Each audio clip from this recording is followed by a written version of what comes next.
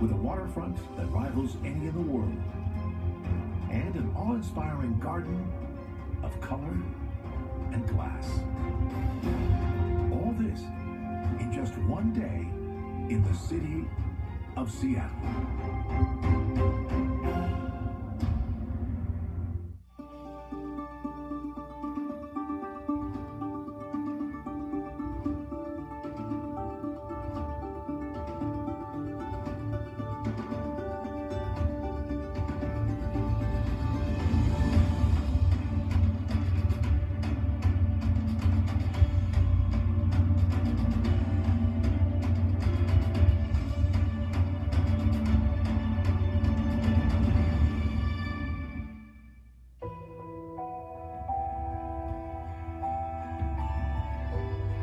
From the moment the sun rises in Seattle to the time it sets, there's one form on the horizon that always stands out, no matter where you are. From a distance, it looks like a giant spaceship hovering in the sky. But what's nearly impossible to see from the ground is the death-defying work that happens on top of Seattle's Space Needle. It's 9:48 a.m., and an engineer named Valery Palinchuk is beginning his workday with a terrifying climb.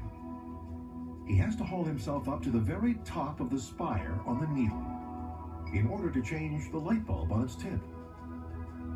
For safety, engineers on the roof of the Space Needle always work in pairs, and today is no exception. Fellow engineer Matt Waffle will keep an eye on Valery as he makes his climb.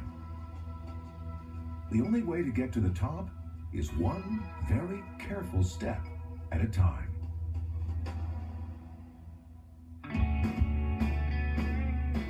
There's no landmark in Seattle more famous than this one. With its concrete legs, spaceship-like head, and towering 40-foot spire, the Space Needle has been a Seattle icon for more than half a century. It was created to serve as the centerpiece of the 1962 World's Fair, to celebrate Seattle's prowess in science and engineering, and to promote the potential role that this city could play in the future of American aerospace. The investors who built it were thinking big.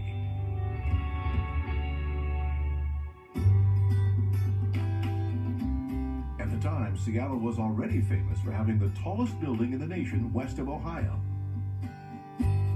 That structure, the Smith Tower, still stands proud over Pioneer Square. It was built in 1914 by a man who made his fortune selling guns and typewriters. This tower tops out at more than 460 feet, but the builders of the Space Needle wanted their new structure to be even taller.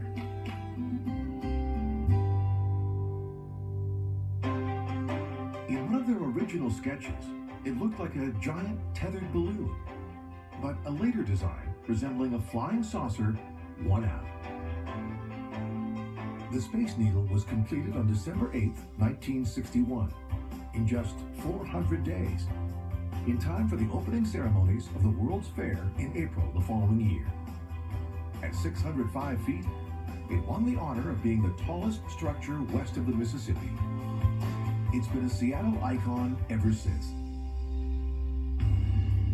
Every day, nearly 3,000 visitors rocket up to its observation deck, so they can be awed with a 360-degree view of Seattle and Puget Sound. But what they can't see is the daring work that's going on right above their heads. Engineer Valery Palinchuk is halfway through his climb up the tower's 40-foot spire. The Space Needle was engineered to withstand up to 200-mile-per-hour winds. But up here, it's easy to get seasick. For every 10 miles per hour of wind, the Space Needle sways 1 inch. On a stormy day, it can feel like you're clinging to the mast of a tall ship that's rolling in the waves. Once Valery reaches the top, he fastens himself on tight with clips and lanyards. He's now more than 600 feet over the streets below.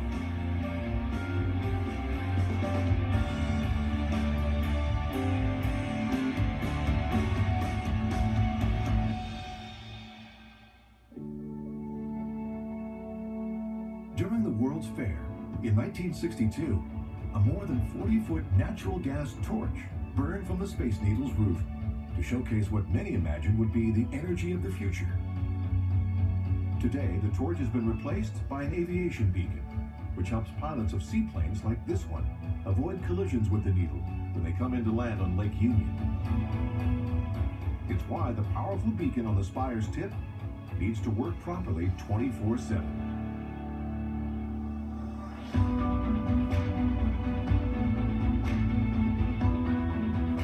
His work is finally done.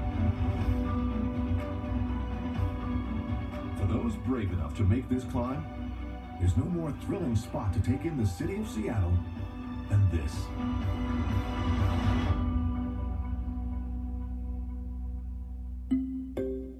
But when you peer down on this city from thousands of feet up in the sky, it almost looks like an island. To the south is a river known as the Duwamish, which separates Seattle from West Seattle. To the east is a giant body of fresh water known as Lake Washington.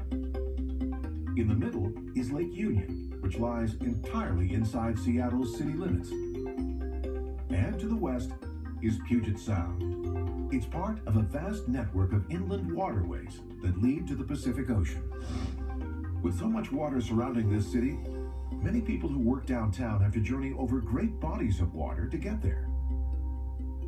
For some, it's a drive over one of two long pontoon bridges that cross Lake Washington.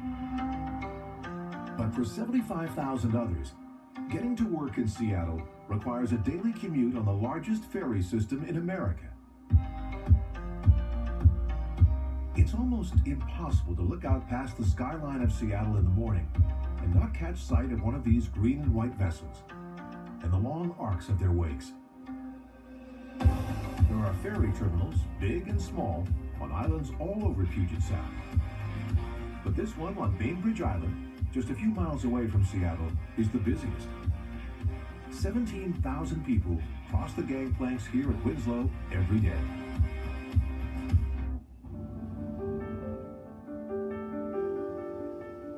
A direct journey to the city by ferry takes an hour or less.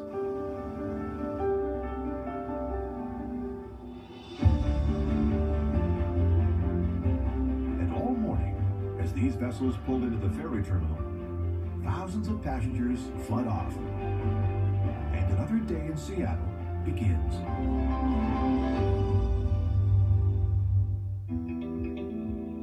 By the time most office workers are settling into their seats, hundreds of others are filling the street outside Seattle's legendary Pike Place Market. This public farmers market is famous for its fish sellers, who fling their fresh catch through the air to eager buyers. But every morning, hundreds of coffee aficionados flock here too, for a chance to visit the original Starbucks. This might be the most popular pilgrimage site in Seattle. In 1971, three friends launched a small coffee shop here, which they named after a character in Herman Melville's novel, Moby Dick. They also chose a mermaid for their logo.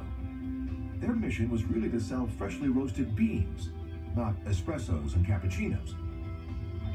But in 1987, another Seattle coffee shop owner named Howard Schultz bought out the founders of Starbucks, started offering Italian-style espresso drinks, and took the company public a few years later. There are now 24,000 Starbucks locations worldwide. And that's why there are so many fans willing to spend their morning waiting in line for a chance to step inside the company's original wood-lined store.